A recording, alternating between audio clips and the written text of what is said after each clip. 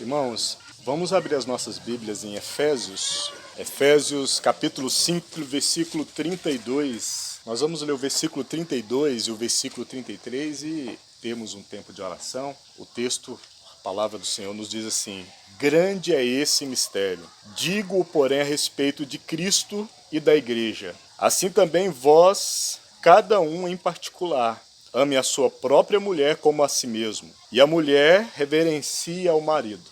Vamos orar? Senhor, nós te louvamos, ó Deus, e te agradecemos por esse momento, Senhor. Amém. O Senhor tem sido tão bom para nós. Obrigado. É uma alegria, Senhor, estarmos reunidos nessa manhã, nesse ambiente, Senhor, em comunhão com o nosso cônjuge e com os irmãos também. Amém. Que o Senhor prossiga a tua obra nas nossas vidas, Senhor. Sim, Senhor. Tenha todo lucro em nossas vidas, Senhor. Tudo é para o Senhor. Amém. Tudo seja revertido em glórias e louvores ao teu nome, Senhor. Amém. Que o Senhor possa tocar os nossos corações através da tua palavra, através da comunhão, nesta realidade de vida de igreja, Senhor. Assim nós oramos no bendito e soberano nome de Jesus. Amém. Amém. Estávamos conversando aqui e nosso irmão leu lá em Salmo 128. E é interessante que o tom que começa lá é bem-aventurado. É um tom de alegria, né? Então, a partir do momento que a gente vai lendo o texto, a gente percebe que o contrário daquilo não é a alegria, né? Não é a felicidade. E tantas coisas nós fazemos hoje em busca de felicidade e de alegria, né? Tanto dinheiro gasto, tanto empenho gasto, e tantas coisas o mundo realmente oferece. E parece, irmãos, e a sensação é que a cada dia que passa a gente vê entretenimentos novos, distrações novas, mecanismos novos para entreter as pessoas, para nos alegrar. Mas a nossa alegria, ela tem uma única origem. E é o nosso Senhor. Amém. Né? E isso permeia todas as nossas vidas, todo o nosso lar. Irmãos, eu quero compartilhar algo aqui com os irmãos e eu quero estruturar em 3 pontos para fins didáticos. No ponto da importância, da atenção e do chamado. Nessa semana eu estava orando, estava pensando, né, sobre esse momento e buscando ao Senhor a respeito desse momento que nós estamos tendo, né? E estava lembrando de tantos outros momentos que nós tivemos, né? Até estava conversando com o Sérgio. Tivemos MMI, né, os irmãos mais antigos, que é aquele Casados para Sempre, né?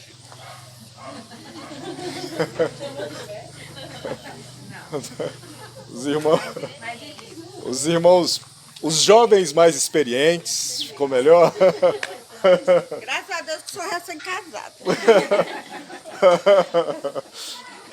Né? Então, passamos meses, né, um tempo assim, com inúmeros grupos, o CRAU, né, que foi Educação Financeira, quantas conferências de casais em Caldas Novas, encontro de casais, encontro de homens, né?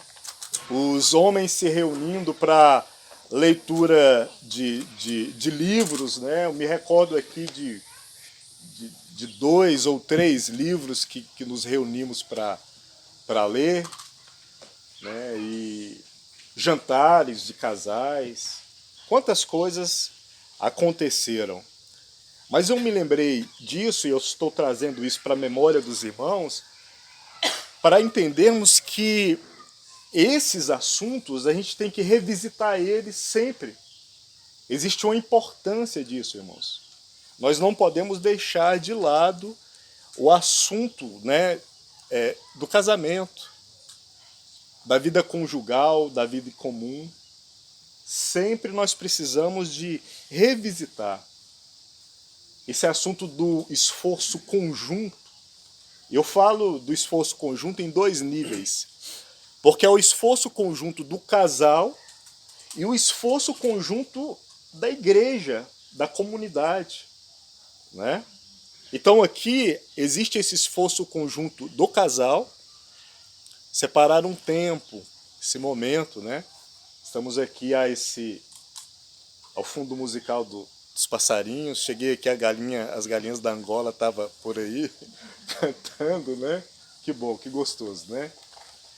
Então nós temos o esforço conjunto do casal. E às vezes, irmãos, pararmos e na nossa experiência pessoal, como homem, né? Como mulher, esposo, esposa, e revermos, como nós ouvimos no início, o nosso papel, porque as influências são tantas e a pressão social ela é tanta que às vezes a gente, sem perceber, a gente vai deixando algumas coisas e pegando outras coisas que não deveríamos pegar. E às vezes isso vai acontecendo assim, a gente nem percebe. Então nós precisamos de revisitarmos. E o casamento é algo tão especial, é algo tão soberano, que como nós lemos no texto aqui, só revendo novamente, Efésios 5, 32, grande é esse mistério, digo, porém, a respeito de Cristo e da igreja. Só que aí Paulo segue e ele fala assim, no versículo 33 do capítulo 5, assim, e ele coloca aqui, também vós. Aí ele fala para o casal. Então, existe um mistério de Cristo e da igreja que está sendo revelado. Irmãos, também existe um mistério no casamento que está sendo desfrutado. E nós fomos muito bem e adequadamente lembrados de que, com o passar dos anos, o casamento ele seria o normal, ficar melhor. A relação a dois, a convivência seria o melhor. Porque a maturidade no casamento nos traz olhos mais abertos, um amor mais maduro, percepções mais aguçadas. E o casamento ele tem esse aspecto do símbolo e da realidade espiritual. Ele é símbolo porque ele aponta para algo maior, Cristo e a igreja. Então, nesse ponto, ele é símbolo. Ele aponta para essa realidade soberana de Deus. A união conjugal, ele é esse mistério que ele tem que, na nossa vida, desencadear um desfrute diante do Senhor. E ele é uma realidade, irmãos, porque é uma realidade espiritual e a gente tem que entender isso no nosso casamento como sendo espiritual. Observe bem, o casamento ele é algo espiritual. O nosso ambiente conjugal é algo espiritual. O nosso leito matrimonial é algo espiritual. A união do casal é algo espiritual. Gênesis 2, 24, se os irmãos quiserem abrir.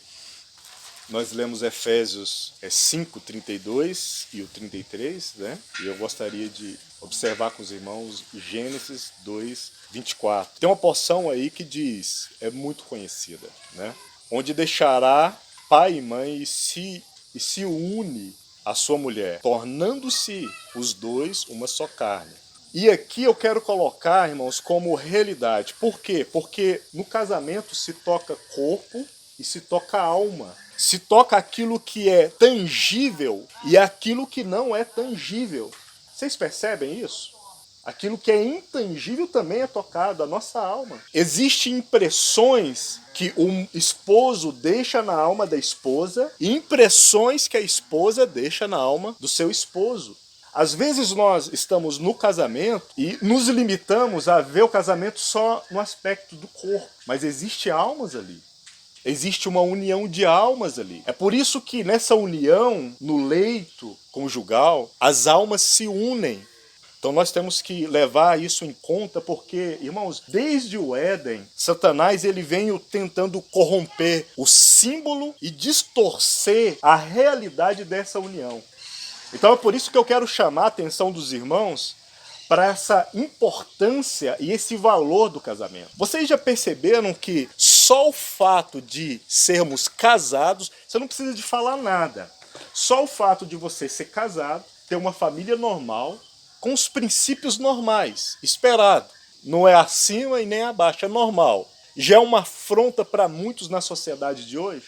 Você não precisa falar muita coisa. Se você andar com sua esposa em determinados ambientes de mão dada, as pessoas já te olham de uma forma estranha já. E as coisas vão caminhando para um tempo e para uma forma que nós já estamos nesse tempo, que o casamento normal entre um homem e uma mulher é estranho. Um homem amar sua esposa é estranho. A mulher ser submissa ao seu esposo é estranho. Porque o diabo vem desde o Éden tentando corromper o símbolo, fala do testemunho.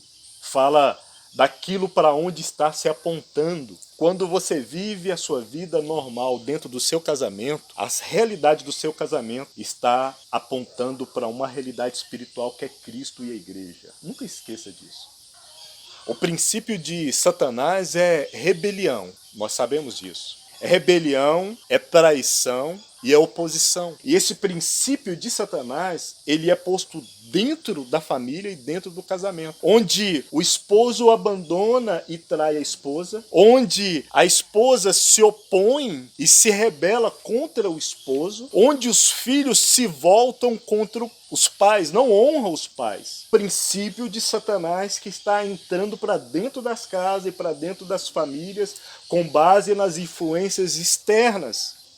Mas, irmãos, o princípio de Jesus Cristo é submissão, é fidelidade e é serviço. Percebe que em Cristo nós temos o padrão para a vida conjugal, para a expressão do esposo e da esposa, porque em tudo Jesus foi submisso ao Pai. Ele não veio para fazer a sua vontade, ele veio para fazer a vontade do Pai. E sabe o que é lindo e glorioso nisso? É que ele se alegrava nisso. Existia uma alegria nisso. Ele veio para, com a sua vida, servir a igreja, se entregando por ela, e nós vemos o padrão. Que cenário perfeito! O homem que é capaz de morrer pela sua esposa, dar vida pela sua esposa, e a esposa que se submete àquele que dá vida por ela. Não é um cenário perfeito? A expressão do amor é tamanha que o esposo é capaz de entregar sua vida por ela. E a consciência de papel da esposa é tamanha que ela se submete. E é interessante o porquê que Deus ordena o homem a amar a esposa e a mulher a se submeter ao esposo. Tem um princípio nisso aí. É porque nós temos dificuldades com essa expressão do amor e nesse nível do amor de Deus. É óbvio que não dá para mim fazer isso sozinho. Eu preciso do Espírito Santo. Nós precisamos do Espírito Santo. Não é, irmãos? Nós precisamos do Espírito Santo para nos ajudar. A mulher também não dá para ela fazer isso sozinha, ela precisa do Espírito Santo. Amém. É por isso que lá no início de Atos dos Apóstolos nós vemos a promessa do Espírito Santo para sermos mártires e também nessas coisas. Porque amar minha esposa a ponto de me colocar na frente, de me dar por ela, de me entregar por ela, de servir ela, eu tenho que me negar, eu tenho que abandonar as minhas coisas em certo nível para me entregar por ela. Então isso significa o quê? Sacrifício. E eu preciso da ajuda do Senhor para isso. Porque o que o mundo ensina é totalmente ao contrário. Existem duas culturas vigentes hoje. Uma que é do homem que vive uma vida sem depender de mulher, e existe essa cultura já sendo construída na nossa sociedade. E há muito tempo a cultura que vem sendo construída das mulheres que não precisam de homem, independente de homem, que na realidade assume o papel dos homens. E dessa forma a base da família está sendo destruída. Então o casamento, irmãos, ele é espiritual em todos os seus movimentos. Não se esqueçam disso. O casamento, ele é espiritual porque existe um amor de um para com o outro, como nós vemos. O padrão do amor na relação é o amor de Jesus Cristo. Existe um desejo de um para com o outro, o desejo do estar junto, o desejo da entrega, o desejo de andar junto, da convivência. E esse desejo nós vemos na expressão de Jesus Cristo com a igreja, né? É uma realidade. Existe o gozo, que é uma alegria que se expressa não só no corpo, mas ela perpassa o corpo e se expressa na alma também. Então, quando é dito sobre o gozo na relação conjugal, está falando também de um gozo, apontando para um gozo superior, que é o gozo na relação de Cristo e da igreja. É por isso que é um mistério glorioso que só pode ser desfrutado dentro do casamento, de tão elevado que é. Existe o cuidado e serviço de um para com o outro, em amor, que faz menção do cuidado de Cristo para com a igreja.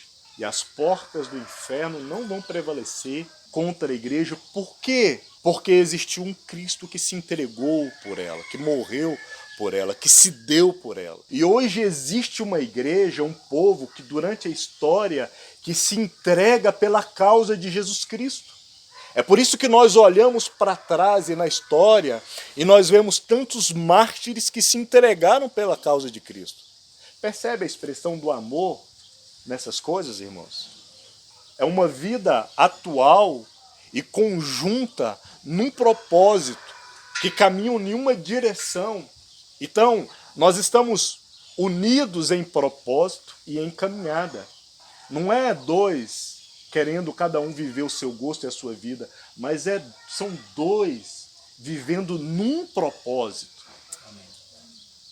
Porque aponta para um propósito que é maior do que o nosso. É o propósito de apontar para o testemunho de Cristo e da igreja. É por isso que nós andamos juntos. É por isso que nós expressamos juntos o amor de Cristo, no cuidado e nas coisas comuns do lar. Porque tudo é como ao Senhor. É como ao Senhor. Então são princípios importantes, irmãos, para nós entendermos e percebermos a importância do nosso casamento. A importância de revisitarmos, de revermos, de pensarmos, de entendermos, amadurecermos, aprendermos mais, avançarmos no conhecimento desse assunto, continuarmos na caminhada.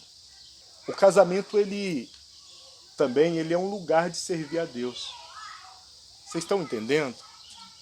Ele é espiritual, aponta para algo soberano, muito maior, e é um ambiente onde nós servimos a Deus. E é um serviço a Deus que não é posto, muitas vezes, em outdoor, não é divulgado, não se recebe méritos que são apresentados àqueles que estão de fora, porque ali no secreto e na comunhão a dois existe um serviço silencioso, muitas vezes, que é exercido, mas ele é como ao Senhor, ele é espiritual. Então, nós precisamos de perceber isso. Aí em Gênesis 2, do versículo 21 ao versículo 24, eu gostaria que um dos irmãos lessem para nós, por favor. Gênesis capítulo 2, no versículo 21 até o versículo 24. Então o Senhor Deus fez cair pesado som sobre o homem, e este adormeceu. Tomou uma de suas costelas e fechou o lugar com carne.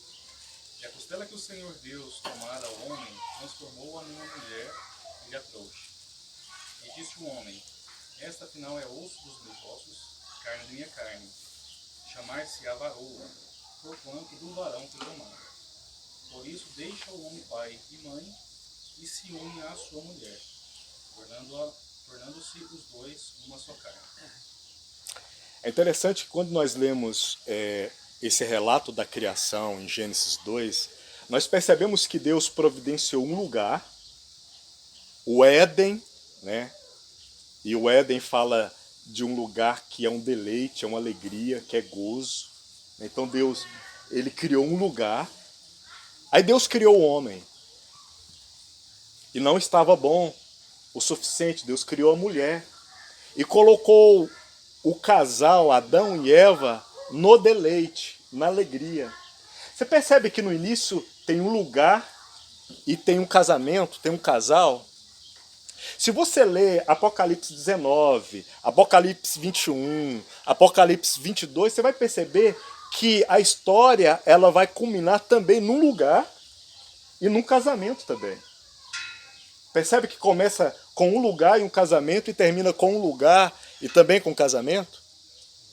Eu acho lindo essa figura porque ela perpassa toda a Bíblia. No final, irmãos, nós teremos o céu por herança. E um casamento para nos alegrarmos. É Cristo e a igreja. É um gozo eterno em um lugar de alegria. E hoje nós vivemos em um lugar como casal, é o nosso lar. E o nosso lar ele tem que ser esse ambiente de alegria, de gozo, de desfrute. Tem que ser esse lugar.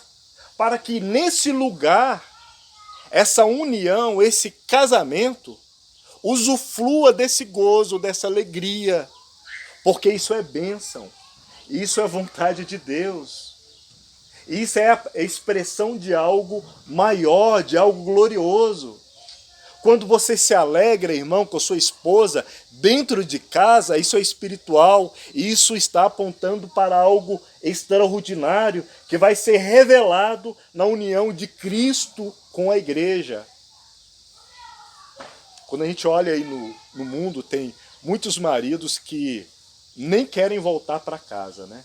Ficam pelo caminho, se encontram com os amigos, vão para o bar e para outros lugares. Parece que não existe um prazer do voltar para casa. Nós precisamos desse prazer do voltar para casa, de estar em casa. Do prazer de estar sós com a esposa, com o esposo, essa alegria, esse deleite. O prazer do estar sós, junto, sem os filhos. E aqui eu quero abrir aspas aqui. Às vezes, muitos casamentos é construído em torno dos filhos. Aí quando os filhos se vão, os grilos cantam, porque nem assunto mais tem. Porque todo o assunto era em torno dos filhos. O filho fez, o filho não fez, o filho quebrou, o filho deixou em pé, o filho precisa. Se fizer uma viagem sozinho, que difícil. Nós precisamos de cultivar os assuntos em comuns, atividades em comuns. Começamos a dois, os filhos vão e nós vamos seguir o caminho, seguir o propósito, seguir a caminhada. Nós temos aqui casais maduros aqui, né? Muitos anos de caminhada, né? Onde os filhos já se foram e nós continuamos conversando. Nós temos que continuar nos amando, convivendo. Irmãos, nós precisamos de exercitar o diálogo, a alegria a dois, desde o início. Amém. Nós precisamos de exercitar. Exercitar a prática de atividades em comum, conjuntas, para que não haja ausência da alegria no nosso lar. Para que não precise de uma televisão, de um filme, de um celular, de uma redes sociais, que simplesmente o fato de um estar sós com o outro já seja motivo de alegria, de gozo e de desfrute. E que você tenha tantos assuntos para falar com sua esposa e para se alegrar com ela, que vocês se esqueçam do tempo que está passando. No início o Senhor fez um lugar e preparou. Quando eu leio Gênesis, eu fico imaginando o quão bonito foi o Éden, né? Para ser um lugar de desfrute e alegria. Um dos significados de Éden também é fonte de águas, e temos os rios lá, né? Fonte de refrigério. E aqui eu linko de novo ao voltar para casa. Que saudade da minha esposa. Algumas figuras ficaram marcadas na minha mente. Um momento que a gente passou de muita dificuldade financeira. E Não que as coisas estejam tão assim, né? Já foi mais difícil. Eu me lembro que eu ia de bicicleta para trabalhar de auxiliar de metalúrgica e eu voltava. E a minha digníssima esposa, ela organizava a casa e são memórias que ficaram impressas na mente. Tinha só o Augusto, era um toquinho assim. Aí quando eu chegava, os dois estavam lá fora me esperando, né? Aí, irmãos, aí você esquece de toda a agonia do dia, né? Filho e esposa, todo mundo cheirosinho, bonitinho, esperando. Acabou a agonia do dia, né? Se patrão brigou, acabou, passou, né? Tirou com a mão, né? Que saudade do lar, que saudade da família, que saudade do meu esposo. E nesse ponto a esposa ela tem que ter uma sabedoria espiritual e uma sensibilidade que só a esposa tem de se atentar para detalhes que a gente que é meio grosseiro, a gente nem percebe. E que depois, quando a gente vê que aquilo lá está pronto, organizado, você, nossa, que bom. E às vezes você desfruta da alegria de algo que foi preparado anteriormente, você percebe o bom, a sensação, e não consegue ainda se ater a todos os detalhes. Mas a sensação fica, está ali. A alegria, o gozo está ali, sinalizando, falando. Mas o mundo está aí tentando nos tirar toda essa alegria. Nos tirar essa percepção. Desacreditar as mulheres. Tirar elas do ambiente para o qual o Senhor as incumbiu de uma forma tão especial, tão bela, e que tem um tamanho significado. Às vezes nós vemos filhos que não querem casar, como já foi dito, porque não vê a alegria no casamento dentro de casa.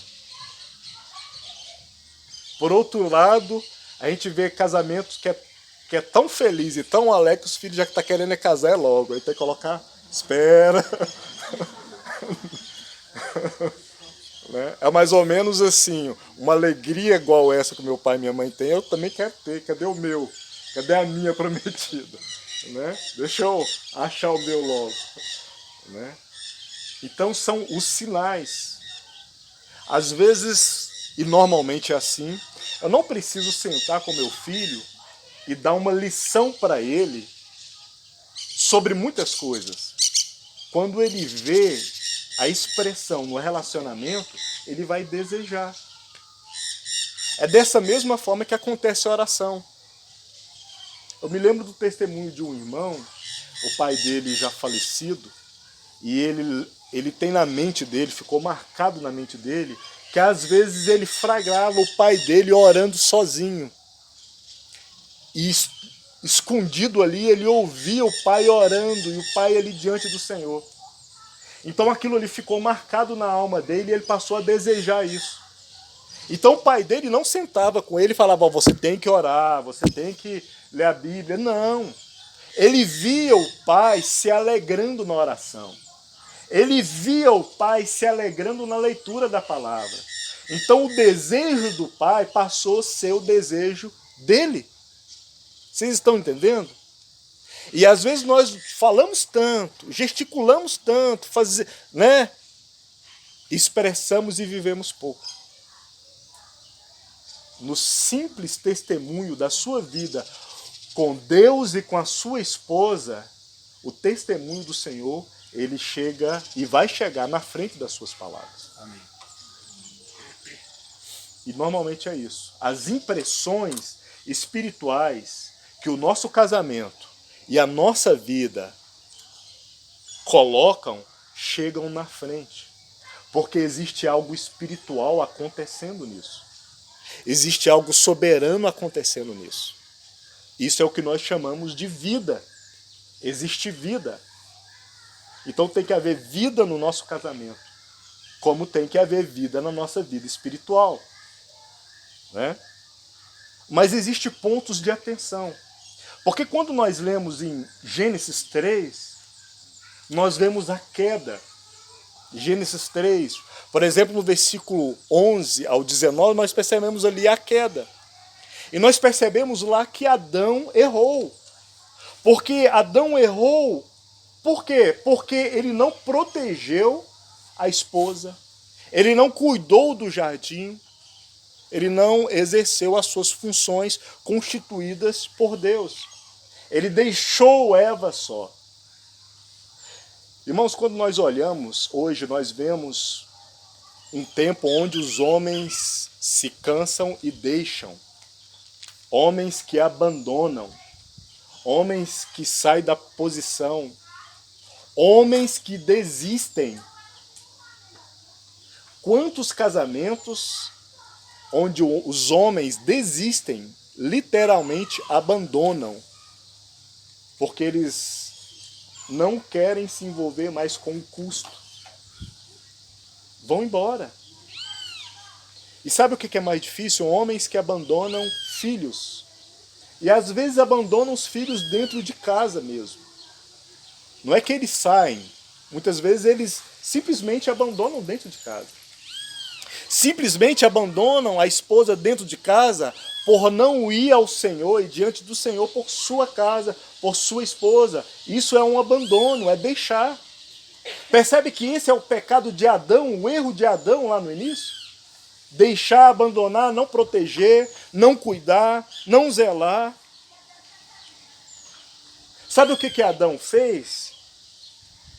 Ele se submeteu a uma mulher que foi seduzida. E esse ponto, Gorinho, eu quero tocar nele.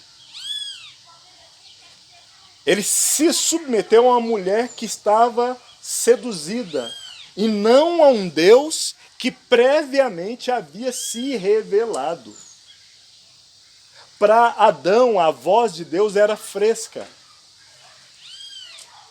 Pensa na experiência de Adão. Todos os dias Deus passava lá, ia conversar com Adão, bater um papo com ele.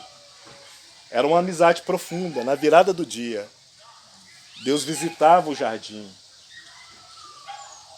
Existem muitas implicações e lições aí para nós, né? Então a palavra de Deus para Adão era fresca. Mas a voz da amada Eva, ela não poderia sobrepor a voz do Criador. Porque primeiro ele não guardou ela. Depois ele se submeteu à voz dela mais do que a voz de Deus. O amor a Eva deveria ser subordinado e orientado pelo amor a Deus. Por aquilo que foi ordenado pelo amor de Deus. Vocês estão me entendendo? Percebe o erro de Adão? Ele deveria ter guardado o jardim, e Adão guardaria o jardim fazendo o quê?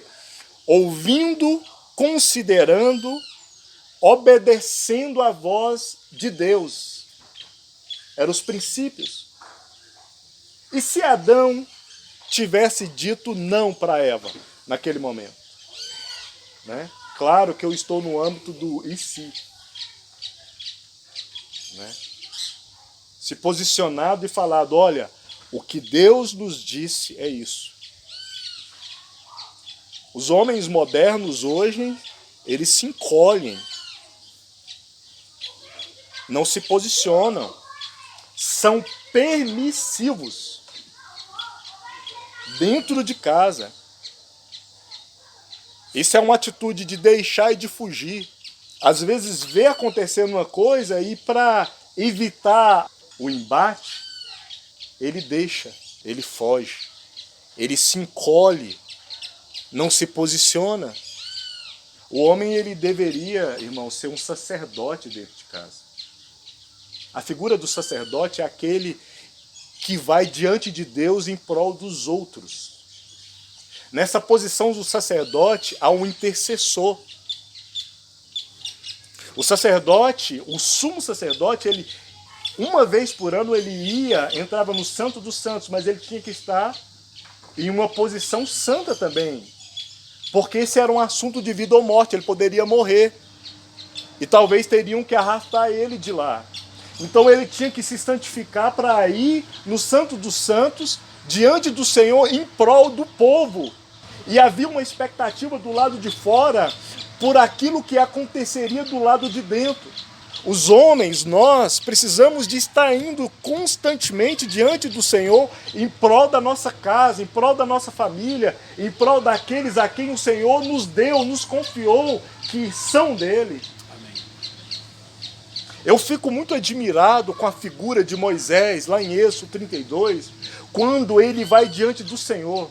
Ele está lá no monte, recebendo os mandamentos. O povo está lá embaixo, fazendo bezerro de ouro, dançando, se levantando ali para se divertir.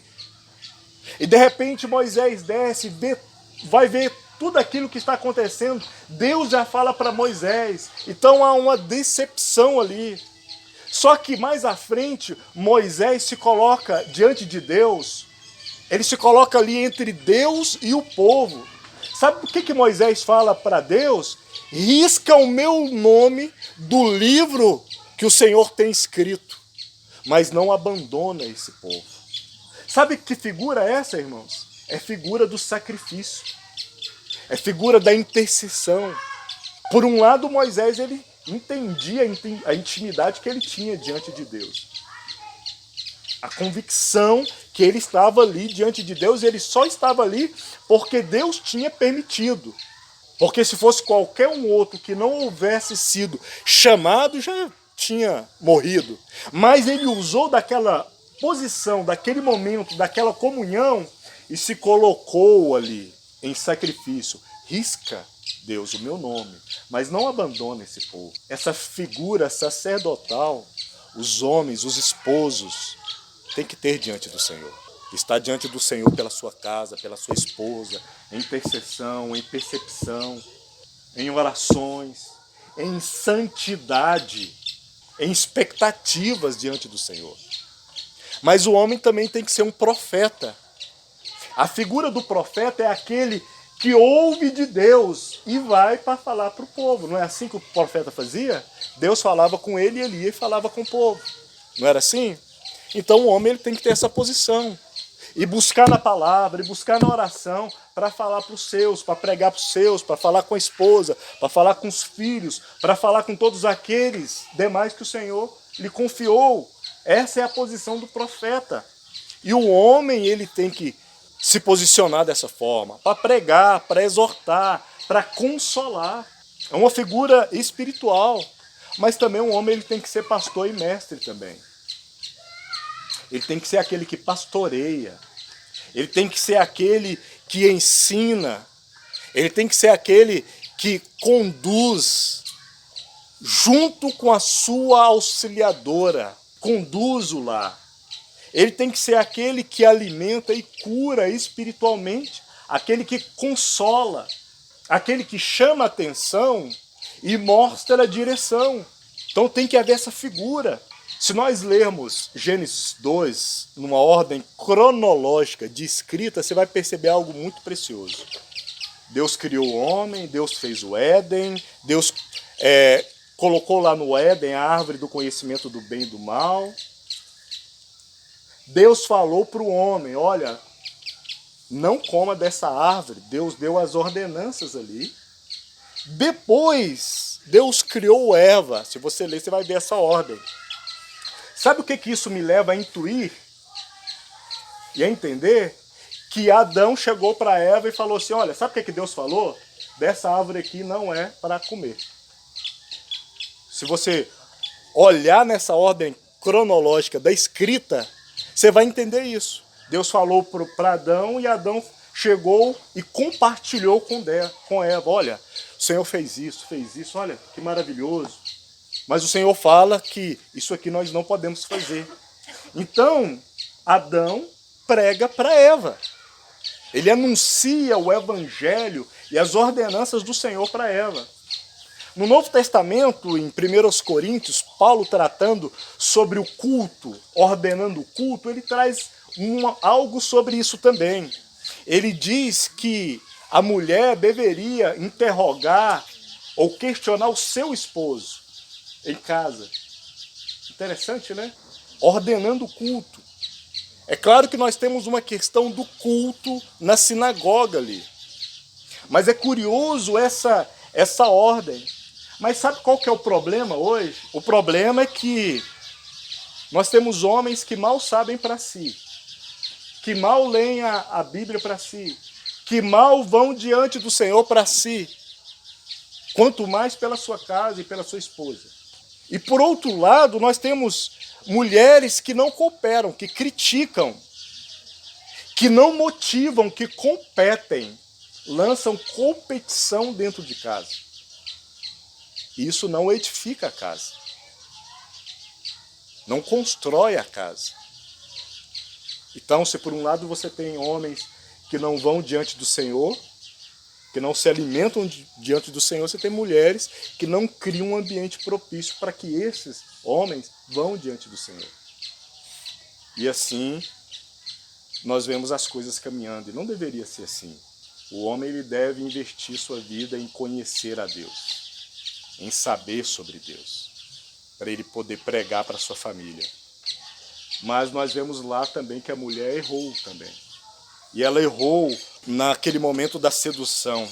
E é curioso, abre em Gênesis 3, no versículo 6. Esse versículo nos traz muita luz e ele é muito adequado para o nosso tempo. Porque Deus sabe que no dia em que dele comerdes, se abrirão os vossos olhos e sereis como Deus. Quando a serpente faz essa proposta para Eva, traduzindo aqui, é uma ilusão da autonomia. Você vai comer da árvore do conhecimento do bem e do mal, você vai saber mais, você vai ficar autônomo, independente. Você percebe que isso está sendo reproduzido até hoje? É a mesma coisa que ainda dizem hoje, né? Empodere-se, fique independente. Não é assim que o Senhor nos ensinou. Não é que as mulheres não devam conhecer. Não é isso. Mas não se envolva nessa ilusão da autonomia. E o texto segue, sabendo o bem e o mal. E viu a mulher que aquela árvore era boa para se comer e agradável aos olhos, e árvore desejável. Aqui eu quero grifar aqui algumas palavras. Ela viu e viu uma árvore que era boa, teve uma percepção ali que era boa. Então a serpente fez uma propaganda e ela, nossa, é bom. Né? É mais ou menos aquelas propagandas que a gente vê de algo que a gente nunca teve contato e que depois que você viu, você acha que você não pode viver sem aquilo que você acabou de ver, que te provocou uma necessidade que você nunca teve na vida. As propagandas hoje fazem isso, né? Você vê e fala assim, eu não posso ficar sem isso. Não sabia o que era isso até eu ver, mas a serpente fez uma propaganda para Eva, ela não é boa, né? E a outra palavra aqui, quando ela diz que é agradável aos olhos. Irmão, se vocês forem observando, o ataque aqui é nas percepções femininas, que na realidade são boas. Mulheres que têm uma percepção aguçada, uma percepção visual aguçada. Mulheres que têm uma percepção sentimental aguçada. E o Senhor, Deus, fez tudo perfeito. O problema é que quando o pecado vem, ele cria distorções. Então, a mulher viu a propaganda, achou que era boa e falou, nossa, aquilo lá é bom, é agradável. Já estou até emocionada agora. As emoções já até foram. E depois o que aconteceu? Ela passou a desejar. O texto fala aqui, árvore desejável para se dar entendimento. Então ela viu, entendeu que era bom, aquilo encheu os olhos, agradou os olhos, e isso provocou um desejo. Irmãos, muito cuidado com as coisas que enchem os olhos, que move o seu coração com desejos. Muito cuidado. Muito cuidado com essas coisas aí que são desejáveis à vista. O pecado da mulher é o de, por sua influência e sedução, ela tentar conduzir o homem por aquilo que ela viu, por aquilo que ela achou que era bom e agradável e desejável. Como que Eva convenceu Adão? Como que a sua esposa ela te convence a fazer certas coisas às vezes? Eu leio esse texto e fico pensando assim, bom, a Eva chegou ali em Adão, foi conversar, o que ela fez? Adão amava demais Eva. Eva, ela seduziu Adão ali, ao ponto dele esquecer a voz de Deus. Então, irmãs, as mulheres têm uma percepção extraordinária. O Senhor fez assim, mas cuide do dom que Deus te deu, das habilidades e das qualificações que Deus te deu. Tudo que você perceber, tenha comunhão com seu esposo, para que ambos, à luz da palavra de Deus, discernam, entendam o caminho que se deve tomar. Não decida antecipadamente. Não seja ligeira e já seduzindo o seu esposo a tomar certas decisões só por aquilo que você achou que é bom, é agradável e é desejável. Mas na sequência de tudo que aconteceu, a gente percebe que Deus ele proveu redenção ali. Porque na figura de Jesus nós temos amor, submissão e obediência. Isso é redenção para os nossos casamentos, irmãos. E é por isso que é um chamado de Deus. E a figura das mulheres que tanto está sendo distorcido hoje e é tão essencial. Por exemplo, no ministério de Jesus, a importância do trabalho e das atividades das mulheres. Até um tema, um assunto para as irmãs estudarem. O serviço e a cooperação das mulheres no ministério de Jesus, junto com os apóstolos, na história da igreja, né? É até um assunto. Porque a cooperação feminina no lar, na igreja, ela é essencial, ela é importantíssima. Tem que ter. Que bom esse momento aqui, né? As irmãs, né, tantos adornos, tantos detalhes, que só depois que você vê que está tudo bonitinho, organizado, você, nossa, que bom, que organizado, que bom que estamos tendo esse tempo aqui, né? Às vezes a esposa ela tem essa percepção de criar o ambiente e o momento, né, no lar, para ter a oportunidade espiritual da oração, da devoção. A esposa, leia comigo 1 Pedro 3, no versículo 1, nós já vamos concluindo, porque aqui nós vemos nessa referência, e quando você leu, eu já quero te chamar a atenção para isso, porque o nosso adversário ele vai descaracterizando a posição de cada um. São influências, são pequenas coisas que vão sendo colocadas. Eu gostaria que alguma irmã lesse esse texto para nós. Mulheres, sede vós igualmente submissos ao vosso próprio marido, para que, se ele ainda não obedecer à palavra, seja ganho sem palavra alguma por meio de procedimento de sua esposa. Nosso irmão citou esse texto, né? Eu quero te chamar a atenção para um outro aspecto nesse texto, e eu vou ler outras duas versões só para ressaltar. A versão da Bíblia Viva diz assim: a vida piedosa de vocês lhes falará melhor do que quaisquer palavras. Outra versão diz assim: há maridos que, mesmo indiferentes à palavra de Deus, poderão ser cativados pela vida da beleza santa de vocês. Eu gosto dessa, uma beleza santa. Então eu quero chamar a atenção das mulheres para esse aspecto da beleza, ou a santidade da beleza. Uma mulher que serve ao Senhor e serve sua família de uma maneira tal que isso tudo se constitui numa beleza espiritual. Isso tudo traz um ambiente espiritual para o lar, que converte, inclina o coração do esposo, mas também dos filhos. Porque existe uma beleza, um adorno espiritual. E se você ler o contexto desse versículo, Pedro vai tratar sobre essa questão de adornos femininos. Pois você pode ler isso. Mas aqui ele chama atenção para a beleza espiritual da mulher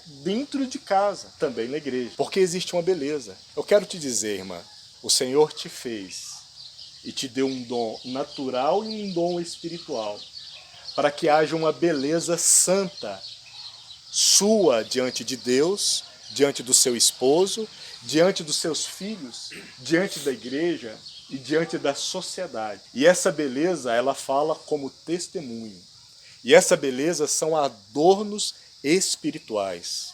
Não perca isso de vista. Não deixe isso para trás. Permaneça no chamado e naquilo que o Senhor te deu. Não vulgarize a santidade que o Senhor te chamou para viver, que é uma beleza espiritual. Não abandone isso. Edifique a sua casa. Amém. Na santidade e na beleza do serviço ao Senhor. Há muitos que esteticamente renovam os votos, né? Falando sobre a questão do casamento. Hoje nós vemos casamentos tão bonitos, né? Que se gasta tanto dinheiro, né? Tanto investimento, tanto glamour, né? Em renovação de votos. E há muito glamour na estética do casamento e da renovação dos votos. Mas, irmãos, nós precisamos de sempre renovarmos, muito mais que o lado estético do nosso casamento. Nós precisamos de renovar o nosso amor, renovar os nossos votos, renovar o nosso carinho, renovar o nosso olhar, renovar o nosso ânimo, renovar a nossa paciência, renovar a nossa dedicação. Se você observar, às vezes tem esposo e também esposa que fala melhor e trata com mais educação os que estão de fora do que os que estão de dentro.